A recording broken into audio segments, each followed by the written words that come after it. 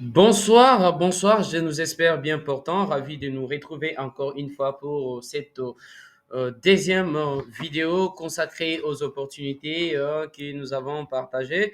Nous allons essayer un peu de faire une revue du marché sur le Bitcoin, savoir quelles sont les opportunités qui ont respecté notre prédilection et quelles sont les opportunités aussi qui sont parties dans le sens inverse, donc dans le sens de notre prédilection du marché.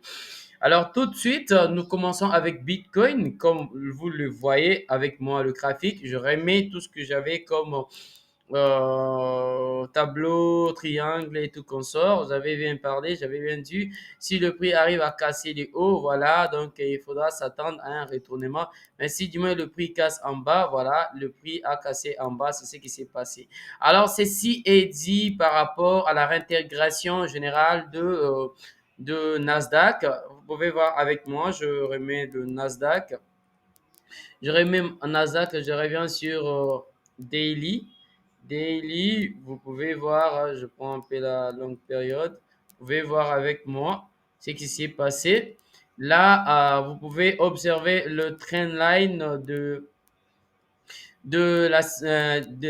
le trend line journalier. Hein. Vous pouvez voir que le marché a résisté là et le marché a résisté encore là.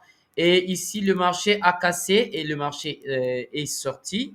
Voilà que le marché vient de réintégrer encore le canal ici. Donc, ce qui signifie qu'il est encore difficile que le marché puisse encore continuer à sa hausse. Donc, voilà que présentement, le marché est en train de se retourner. Le marché a réintégré.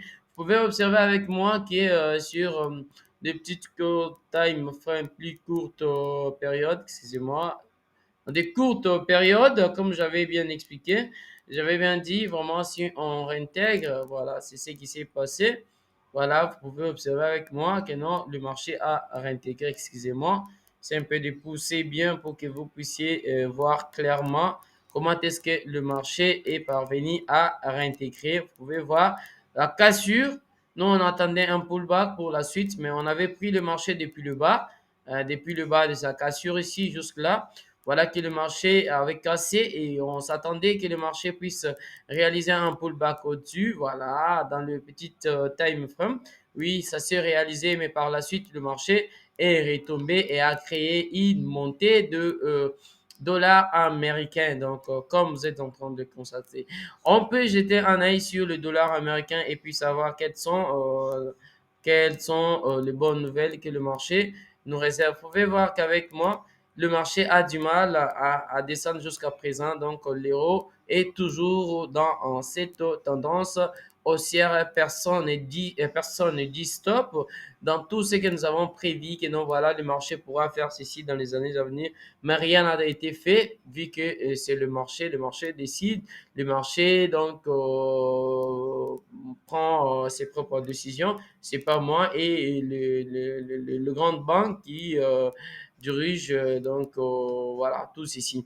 Alors vous pouvez voir avec l'Ethereum, est-ce que j'avais dit quelque chose? Bien sûr. Je crois que j'avais dit quelque chose, c'était dans une heure. Je crois que oui, après la cassure, le marché est retombé juste vers le bas après la cassure. Voilà ce qui est arrivé. Donc, pour l'Ethereum, présentement, c'est comme si nous avons une formation de double button pour retourner parce qu'on doit normalement remplir tous ces niveaux ici de liquidité, ce qui est très important dans le trading, à ne pas oublier. Alors, vous avez compris, pour la dominance du marché, vous pouvez voir qu'avec moi, rien n'a été respecté. Le marché a pris les sauts. Tout ce qu'on avait dit, bon, voilà, le marché va redescendre. Le marché a fait le mieux de s'envoler. Je peux remettre pour voir tout le tracé, hein, ce que j'avais tracé. Vous pouvez voir avec moi que non, le marché ne fait que continuer sa hausse. Donc, si le marché réussit quand même à clôturer au-dessus de ces niveaux, donc nous allons chercher le niveau 37, 7,92%. Donc, sur le crypto-monnaie et l'ensemble des altcoins, le marché va vraiment chuter, quoi.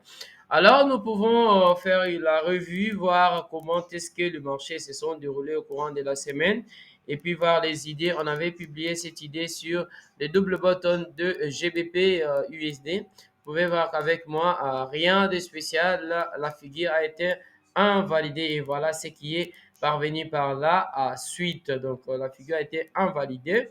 Et puis, on observe le USD, IS2, IS2, CHF, on peut voir que le marché a continué d'évoluer toujours dans sa hausse. Mais tant qu'il ne réintègre pas le dessus de ce niveau, donc on peut se dire non, nous sommes encore dans notre bonne lecture parce que le marché pourra revenir pour chercher le niveau. Voilà qu'il avait très bien cassé.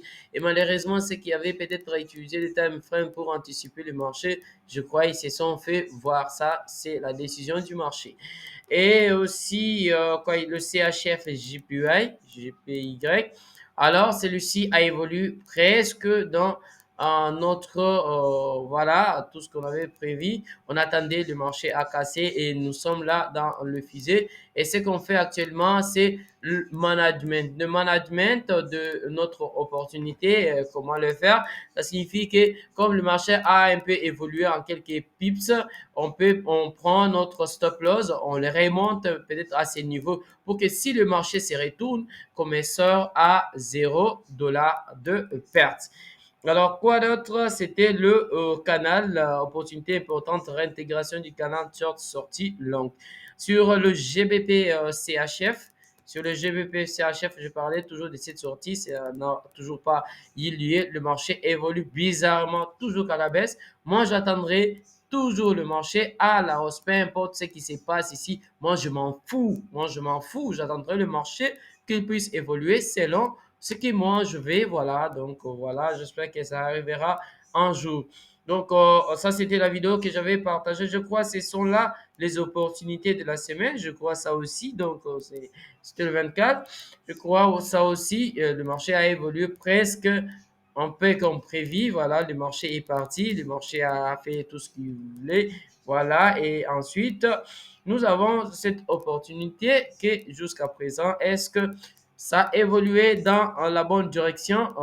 Pas du tout. Pas du tout. Mais tant que nous sommes là, ça, ce sont les annonces économiques qui font chuter le marché. Mais tant que nous sommes encore là, c'est encore une opportunité pour, au cas de CHF, c'est d'attendre que le marché puisse rouvrir et voir la clôture. Si le marché réintègre le canal, donc on va abandonner l'option